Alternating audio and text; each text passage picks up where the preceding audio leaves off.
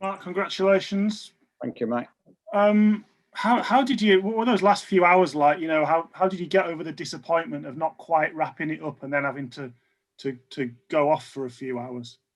Yeah, it was quite easy, really. I mean, obviously, I've had the greens going to the pack. If I land on one in the pack, I was confident that I was going to win at that visit, but wasn't to be. And then Stuart, all match, I thought he'd played great all the way through, and he's made a fantastic clearance off that long red to keep himself in the match.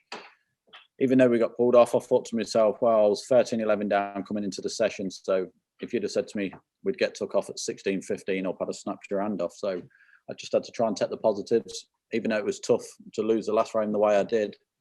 But I was still confident that I'd get a chance, and it was just a matter of just staying calm and taking my chance when it came. It was quite a contrast throughout the match, really. You sort of saved your fist pumps, etc., till the end, whereas Stuart was obviously using it, you know, to his benefit throughout the match. I mean, how did it feel? I mean, you look completely cool and collected. How did it feel inside when it got particularly tense? Yeah, I felt better towards the end. Funnily enough, I felt a bit edgy during the match in between, and when it got towards the business end of the match, I probably felt at my most comfortable, especially from 14-all to 16-14. But it was just such a tough game, you know. I mean, I felt Stuart played great from start to finish, but then the run of the ball as well, I felt as though he had a lot of run of the ball at key times as well. And I was fighting against that and just trying to dig in and just keep myself in the match, because every time he got a chance, he looked like he was going to win it in one visit. And then if he did miss, he wasn't really leaving me too many clear-cut chances to get me going. So it was tough, you know. It sort of seemed like a stop-start match for me all the way through.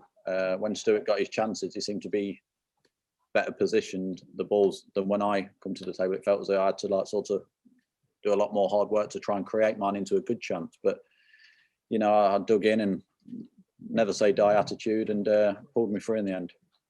I mean, on the face of it, there appears to be a contradiction between yourself and Shaun as you go into this final. Shaun's kind of swept in and talked about entertaining the crowd and being theatric and milking all that, whereas you, I suppose, the contrast is that you got warned for slow play. I mean, do you sort of mind that perception, and do you appreciate the need to entertain the crowd theatrically?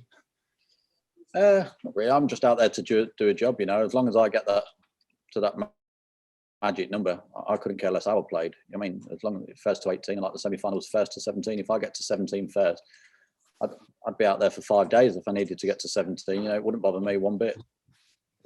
But I mean, in terms of entertaining the crowd, your means of entertaining the crowd is just to play, you know, near faultless snooker, and the theatrical elements don't bother you. No, I mean, obviously, like, you want to go out there and play well. I mean, if you go out there and play well, then obviously you're going to be entertaining the crowd anyway if you're making like century breaks. I mean, towards the back end of the match, I started to score better. I think overall, I made 4 or 5 centuries in the match. 4, I think. At one stage, I was like struggling to even make a 50 break, now mind a century. But from I don't know, 9-all onwards, I felt as though I was more comfortable in my game and felt as though I played a lot better. Thanks, Mark. Hi, Mark. Well played. Cheers, Phil. Yeah, similar to what Mark was just asking there, but sorry?